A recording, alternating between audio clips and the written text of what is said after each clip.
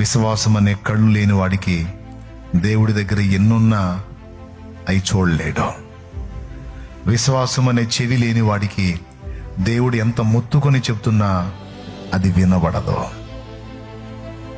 నేను నీకున్నా, నేను నీకు తోడై ఉన్నా, నీ మైనస్ నేను ప్లస్గా మారుస్తా, నేను నీకు జయం ఇస్తా, కృంగిపోవద్దు, దిగులు చెందొద్దు, భయపడొద్దు, నేను నీకు తోడై ఉన్నానని 100 మాట్లాడినా విశ్వాసం అనే చెవి లేనాడికి ఆ మాటలు వినపడవు.